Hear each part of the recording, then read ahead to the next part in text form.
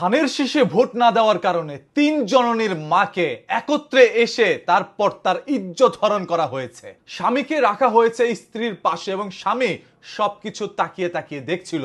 এইরকম একটি নির্মম ঘটনা ঘটে যায় আমাদের বাংলাদেশের নোয়াখালীতে, যেটা নিয়ে বাংলাদেশ জামায়াতে ইসলাম ফেসবুক পেজ থেকে পোস্ট করা হয় ঢাকা বিশ্ববিদ্যালয়ের ভিপির পেজ থেকে এবং আসিফ ভুইয়ার পেজ থেকেও এরকম একটি পোস্ট করে মানুষকে জানানো হয়। বাংলাদেশের বড় বড় রাজনৈতিক ব্যক্তিত্বরা যখন এইগুলো নিয়ে পোস্ট করতে থাকে তখন মানুষ এটা বিশ্বাস করে নেয়। তবে অন্যদিকে ঘটনা নাকি পুরোই উল্টো।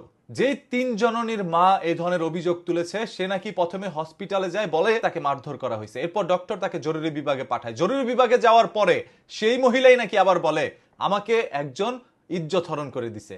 তখন আবার ওই ডাক্তার এটা শোনার পর তাকে গাইনি বিভাগে পাঠায় সেটা পরীক্ষা করার জন্য। এখন পর্যন্ত পরীক্ষার রিপোর্ট আসে নাই।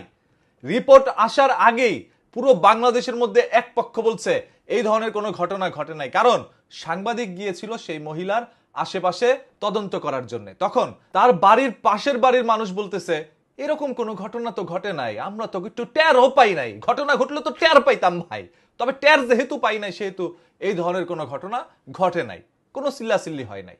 এরপর স্থানীয় বিএনপির নেতাদেরকে জিজ্ঞেস করলে তারা আবার বলে এটা শুধুমাত্র বিএনপির উপরে দোষারোপ দেওয়ার জন্য এই ধরনের কাজগুলো তারা করছে, এগুলো সাজানো নাটক। ওই থানারই আবার এএসআই বলেন এইগুলো হচ্ছে মনোরঞ্জিত কথা, মানুষের মধ্যে বিভ্রান্ত প্রকাশ করছে, তার আসলে এরকম কোনো ঘটনা ঘটে নাই। এখন পুলিশ বলবে না কেন? পুলিশ তো এলাকার আশেপাশের লোকজনকে জিজ্ঞেস করার পর তারা বলছে এরকম কোনো ঘটনা ঘটে নাই, আমরা তো টেরও পাই নাই, টের পাইলে না হলে বলতাম। তো এই যে একজন মহিলা তিনি প্রকাশ্যে মানুষের সামনে গিয়ে যে বলছে আজ আমাকে একজন ইজ্জত হরণ করছে, সো এই বিষয়টা আমি ডাক্তারের কাছে জানিয়েছি। ডক্টর এখন পরীক্ষা করছে, রিপোর্ট বের হওয়ার পরে তারপর না হয় বলুক যে না এরকম কোনো ঘটনা ঘটে নাই, এটা পুরোপুরি মিথ্যা। এখন রিপোর্ট বের হইতে কয় বছর লাগে সেটা আল্লাহ ভালো জানে, তবে রিপোর্ট তো একদিন বের হবে। বের হওয়ার পরেই না হয় ভাই আপনারা একটু অন্যভাবে প্রকাশ করতে পারতেন। যতক্ষণ পর্যন্ত ভুক্তভোগী নিজের মুখেই কথাগুলো বলছে ততক্ষণ ওইটাই সঠিক, যতক্ষণ ওইটাকে ব্যাঠিক প্রমাণ না হয়। পরীক্ষা নিরীক্ষার পরে তো আপনারা কথাগুলো বলতে পারতেন।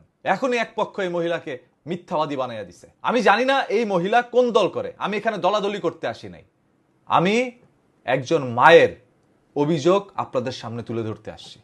এই দেশের মধ্যে এটার বিচার যেন হয়, এবং এই ঘটনা যদি আসলে মিথ্যা হয়ে থাকে, এগুলো যদি বানোয়াট কোনো ঘটনা হয়ে থাকে, তাহলে এইটা পুরো নোয়াখালী না পুরো বাংলাদেশের জন্য লজ্জাজনক বিষয় যে রাজনীতি মানুষকে কিভাবে মিথ্যা ও প্রকাশ করায়। সো আমার কাছে আমি ব্যক্তিগতভাবে কোনো মত প্রকাশ করব না, আপনারা অনেক জ্ঞানী বুদ্ধিমান লোক আছেন, আপনারা প্রকাশ করেন। যেখানে ডক্টর এখন পর্যন্ত রিপোর্ট দেয় নাই সেখানে